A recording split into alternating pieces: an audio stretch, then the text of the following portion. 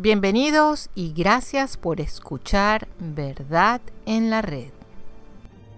El tema que hoy les traemos es acerca de la colegialidad. Se ha escuchado por ahí que hay dos cuestiones fundamentales que se han convertido en las directrices de la reforma de los dicasterios y son el impulso misionero y la colegialidad. Esta novedad fue introducida en el Segundo Concilio del Vaticano.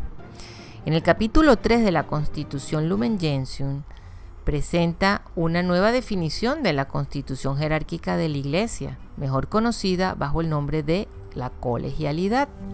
El número 21 de la Constitución Lumen Gentium enseña que el poder de jurisdicción es recibido por todos de la misma manera, es decir, directamente de Cristo.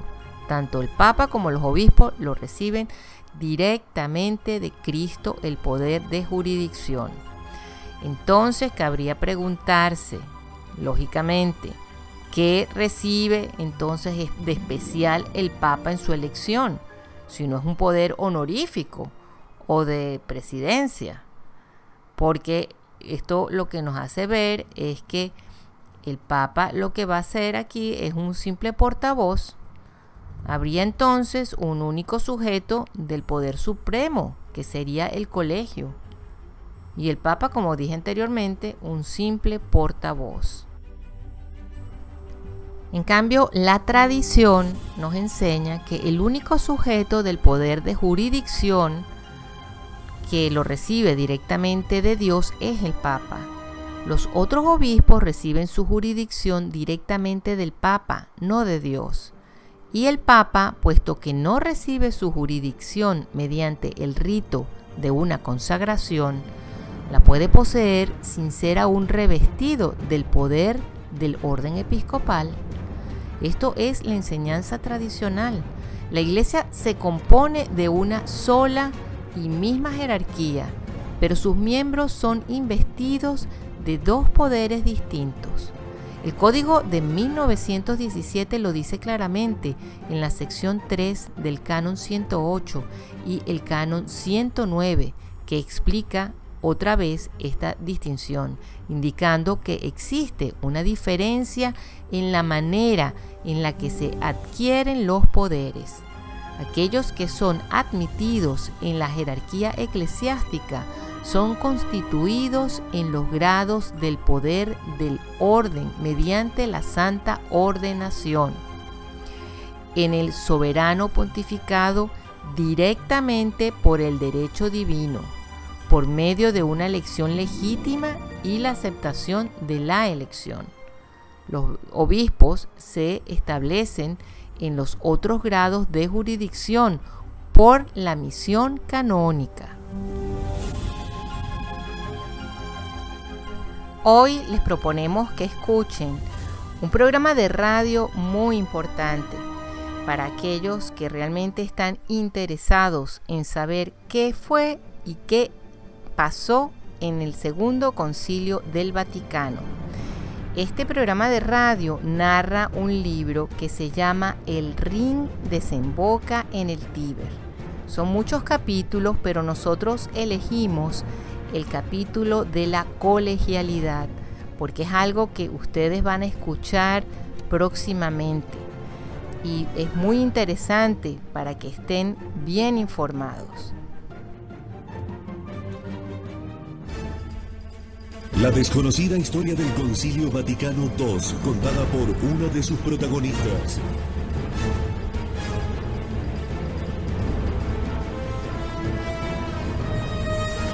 El Rin desemboca en el Tíber, de Ralph Wilhelm.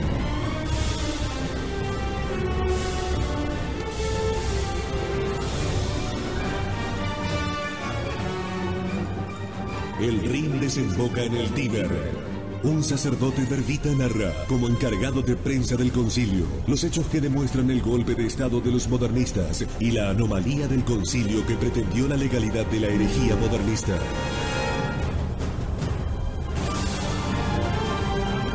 Imprescindible para conocer la historia y entender lo que nos está pasando.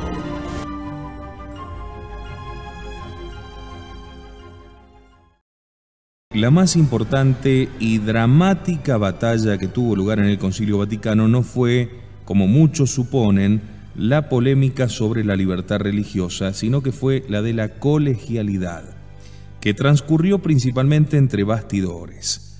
El drama fue causado por la controversia sobre la verdadera y apropiada forma en que debía entenderse la colegialidad en el capítulo 3 de la Constitución sobre la Iglesia. Existían 3 interpretaciones de la colegialidad. Según la primera, el Colegio de Obispos no ejerce el poder supremo por derecho divino, sino solo por derecho humano.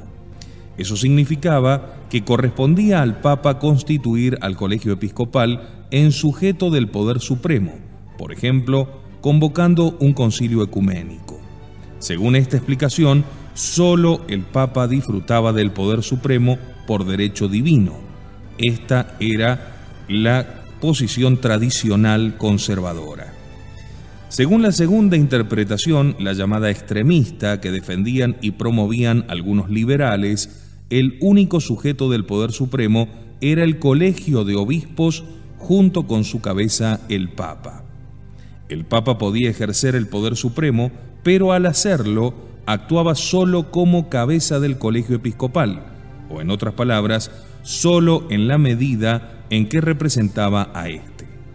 Estaba obligado en conciencia a pedir la opinión del Colegio de Obispos antes de pronunciarse, porque como representante del colegio estaba obligado a expresar su pensamiento.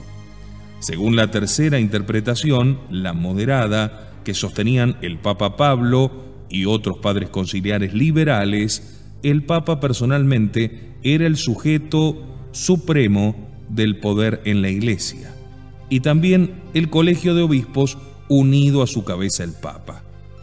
En esta hipótesis, el consentimiento del Papa era necesario como elemento constitutivo esencial del supremo poder del colegio. En otras palabras, el Papa poseía el poder supremo por derecho divino y era siempre libre de usarlo, mientras que el Colegio Episcopal poseía el poder supremo por derecho divino, pero no era siempre libre para utilizarlo. Puesto que el colegio estaba obligado a actuar con su cabeza y bajo su cabeza el Papa, dependía del Papa para utilizar su poder supremo. De esta forma, la unidad de la suprema autoridad en la Iglesia no quedaba menoscabada. El Papa Pablo, primero como sacerdote y luego como cardenal arzobispo de Milán, había estudiado profundamente la estructura jerárquica de la Iglesia y el problema de la colegialidad. Como Papa se mantuvo al tanto de la bibliografía teológica más reciente y de los progresos de ese campo. En los archivos oficiales del período preparatorio del concilio, su nombre puede encontrarse en documentos que piden precisar los poderes y carismas propios de los obispos en el gobierno de la Iglesia según la voluntad de Cristo. Una vez convertido en Papa, informó a la Comisión Teológica de sus opiniones y obtuvo la impresión de que ellos las compartían. Como vemos, ya de arranque, el Papa Pablo VI pertenecía totalmente al ala liberal, aunque no fuera un extremista, era de la línea moderada, pero no dejaba de estar en un plan antitradicional.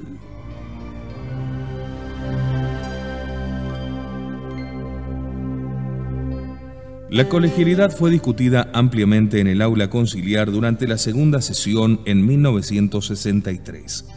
La Comisión Teológica creó una subcomisión sobre la colegialidad que trabajó tan rápidamente que el 6 de marzo del 64 estaba ya listo el texto revisado sobre la colegialidad. Luego fue enviado al Papa Pablo, pero no quedó satisfecho con él, y el 19 de mayo de 1964 cursó al secretario general algunas sugerencias que deseaba tomase en consideración la Comisión Teológica, afirmando que era libre para adoptarlas o no en su siguiente sesión plenaria prevista para el 5 de julio. El 27 de mayo el secretario general escribió al padre Benjamín Wambach, secretario de la Comisión Pontificia para los Estudios Bíblicos, en nombre del Papa Pablo, pidiendo respuesta urgente a dos cuestiones. La primera era si, según la Comisión Pontificia, el siguiente texto del esquema podía ser probado con las Escrituras. Decía así: así como por la voluntad de Dios, San Pedro y los otros apóstoles constituyeron un colegio apostólico, del mismo modo están unidos el romano pontífice como sucesor de Pedro y los obispos como sucesores de los apóstoles. En respuesta, la Comisión Pontificia estableció en una reunión del 31 de mayo que mientras la primera parte de la afirmación, hasta la palabra colegio, podía probarse con las Escrituras, el resto no podía probarse solo con la Escritura. Esa era la primera cuestión. La segunda era si podía decirse, a partir de los pasajes bíblicos indicados en la siguiente frase, que el oficio de atar y desatar, confiado solo a Pedro, pertenecía también al colegio de los apóstoles en el sentido definido en el esquema. El poder de atar y desatar concedido a Pedro, San Mateo 16:19, también fue concedido al colegio de los apóstoles unidos a su cabeza, San Mateo 18:18. La Comisión Pontificia replicó que el poder de atar y desatar, mencionado en ambos pasajes, parecía ser el mismo, pero que de eso no se seguía que el poder fuese supremo y completo sobre toda la Iglesia, como indicaba el esquema. Estas respuestas fueron remitidas a la Comisión Teológica para que las considerase en su reunión del 5 de junio.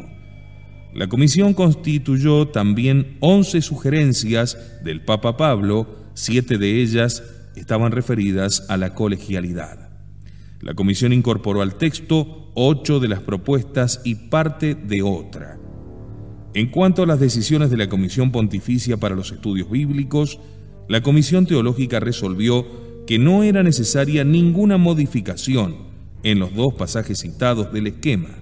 El texto revisado fue aprobado por el Papa Pablo el 3 de julio como base para el posterior debate y remitido a los padres conciliares.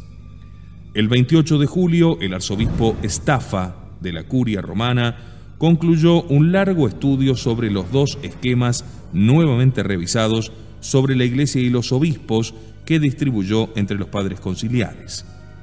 En referencia a las secciones sobre la colegialidad de ambos esquemas, expresó su profunda convicción de que estas proposiciones son opuestas a la enseñanza más común de los santos padres, de los romanos pontífices, de los sínodos provinciales, de los santos doctores de la Iglesia Universal, de los teólogos y de los canonistas, y también son contrarias a normas centenarias de disciplina eclesiástica.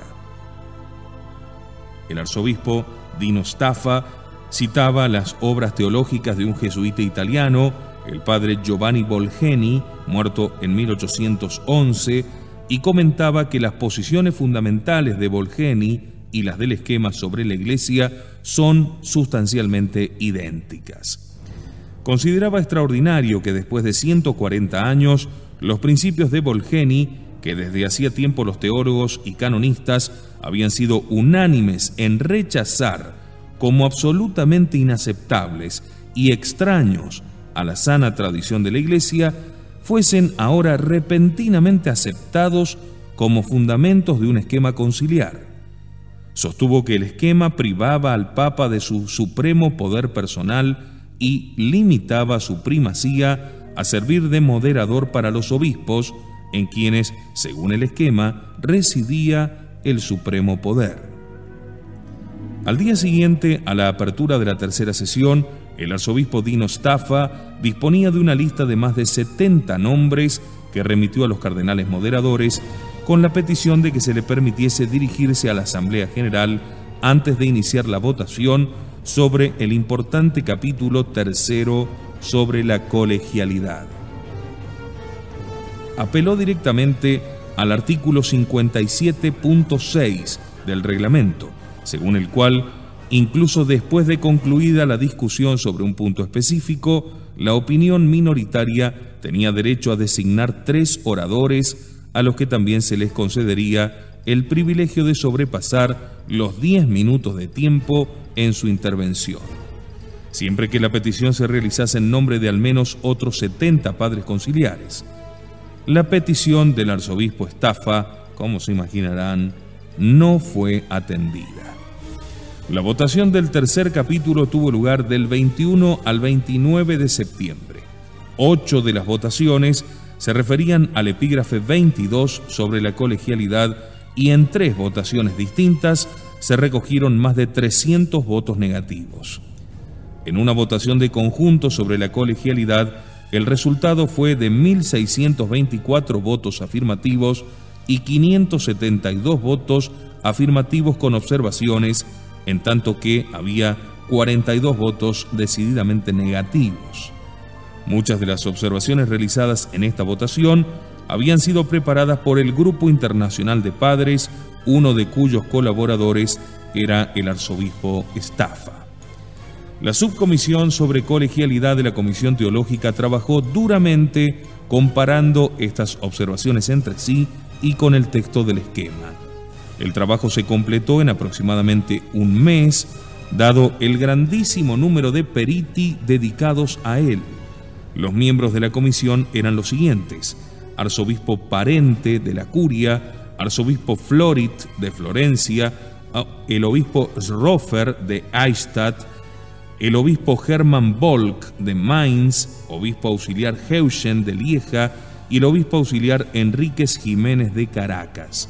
Los periti eran los padres Ranner, Ratzinger, Salaberry, Schoff, Smolders, Tils, Betty, Danis, Dercole, Gañevet, Lambruschini, Macarrone y Mueller. Antes de completar el trabajo, el arzobispo Staffa y los líderes del Grupo Internacional de Padres supieron que sus observaciones estaban siendo ignoradas por la subcomisión sobre la colegialidad, mientras que otras consideradas menos importantes estaban siendo incorporadas al texto.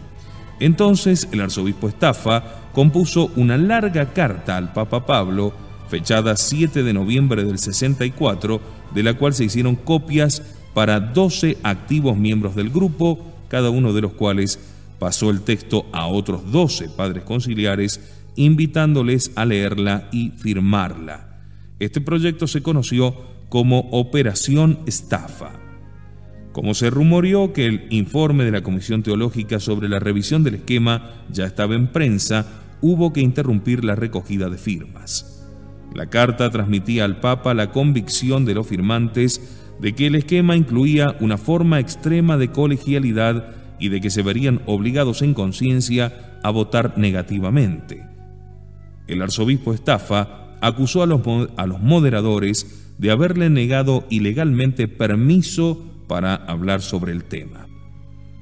Al recibir la carta, el Papa Pablo pidió una investigación oficial sobre este y otros alegatos sobre violaciones del reglamento del concilio y traspasó las opiniones teológicas recogidas en la carta a la Comisión Teológica para que las considerase. Entretanto, 35 cardenales y superiores generales de 5 órdenes religiosas, muy numerosas, habían escrito al Papa afirmando que mientras el texto sobre la colegialidad en el esquema parecía presentar la opinión liberal moderada, en realidad era ambiguo y podía, tras la clausura del concilio, ser interpretado según la opinión liberal extremista. El Papa encontraba difícil creer esto y respondió a los cardenales cuyos nombres encabezaban la lista, contestando los argumentos utilizados en la carta. Entonces el cardenal acudió a ver al Papa en nombre del grupo y explicó los fundamentos de sus sospechas, pero el Papa no emprendió ninguna actuación. Entonces el cardenal sugirió que se permitiese a los teólogos de su grupo debatir el tema en presencia del Santo Padre con sus teólogos, pero el Santo Padre no aceptó ese plan. Sin embargo, pidió al cardenal que identificase a los teólogos de su grupo y cuando él nombró 3, el Papa quedó de golpe visiblemente afectado, pues eran muy conocidos y él los tenía en alta estima. Una vez más, no emprendió actuación alguna, recordando que el texto sobre la colegialidad había sido aceptado por una mayoría bastante superior a la necesaria. Antes de emitir sus votos, dijo, los padres conciliares habían dedicado al tema un estudio profundo y mucha oración. El cardenal se excusó por indicar que él no podía compartir totalmente sus sentimientos, pero el Papa siguió sin actuar a causa de su gran confianza en la comisión teológica. Entonces, uno de los liberales extremistas cometió el error de referirse en un escrito a algunos de esos pasajes ambiguos, indicando cómo debían interpretarse después del concilio. Este papel cayó en manos del mencionado grupo de cardenales y superiores generales, cuyo representante lo trasladó directamente al Papa. El Papa Pablo, comprendiendo finalmente que había sido engañado, se derrumbó y lloró delante de él. ¿Cuál era el remedio? Puesto que el texto del esquema no hacía positivamente ninguna afirmación falsa, sino que simplemente utilizaba términos ambiguos, la ambigüedad podía clarificarse adjuntando al texto una explicación cuidadosamente redactada.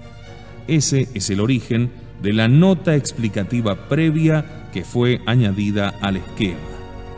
El 10 de noviembre de 1964, el Papa Pablo ordenó sin dilación a su secretario de Estado que escribiese al cardenal Ottaviani informándole de que aún había en el esquema algunos puntos que debían ser redactados con mayor precisión.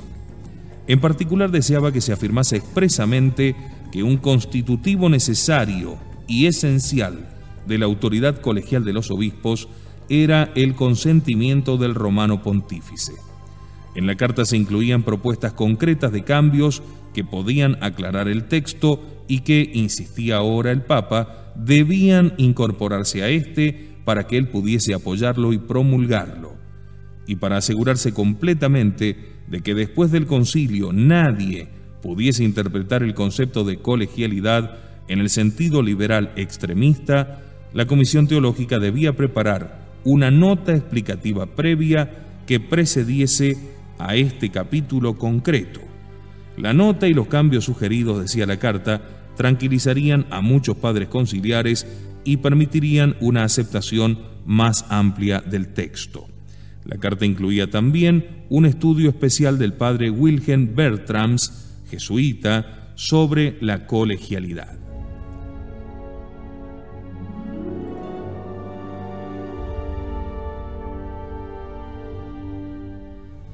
Las enmiendas exigidas por el Papa ya habían sido solicitadas por un amplio número de padres conciliares, que habían propuesto observaciones junto con sus votos afirmativos. Antes, sin embargo, la Comisión Teológica había prescindido siempre de ellas, afirmando que las observaciones eran contrarias a los deseos de la mayoría. Ahora, ante la insistencia del Papa Pablo, algunos de los cambios sugeridos se incorporaron al cuerpo del esquema. La Comisión Teológica redactó también la nota prescrita y la envió al Papa, quien incorporó algún retoque todavía antes de dar su aprobación. El sábado 14 de noviembre se distribuyó en el aula conciliar el folleto que contenía las observaciones propuestas por los padres conciliares al capítulo 3, junto con las respuestas de la Comisión Teológica y la nota explicativa. Dicha nota fue interpretada como un añadido realizado por la comisión a iniciativa propia, porque comenzaba diciendo: la comisión decreta que las siguientes observaciones generales antecedan a la valoración de las observaciones. En las siguientes 48 horas, los padres conciliares y los periti discutieron abundantemente el significado de la nota. Unos sostenían que modificaba la doctrina contenida en el esquema, otros arguían que, estando las explicaciones contenidas en una nota y no en el texto, no cambiaban en nada el esquema. El lunes 16 de noviembre, el secretario general hizo 3 importantes anuncios dirigidos a todos los padres conciliares, incluyendo la presidencia del concilio y los cardenales moderadores. Los dos primeros, aunque no se decía, se referían a la carta del 7 de noviembre preparada por el arzobispo Estafa. La tercera se refería a la nota explicativa. El secretario general, utilizando terminología de la curia, se refería directamente al Papa como la autoridad superior.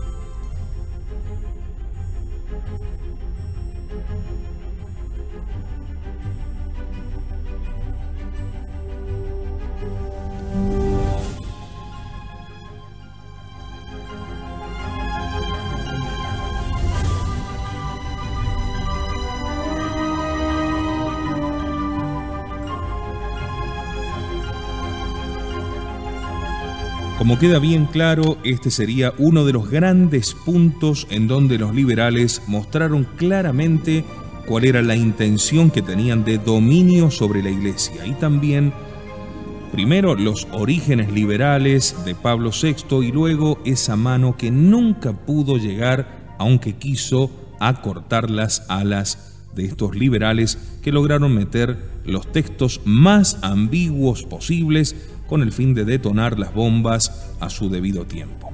Seguiremos contando esta desconocida historia del concilio en nuestro próximo encuentro aquí en Radio Cristiandad con El Rin desemboca en el Tíber.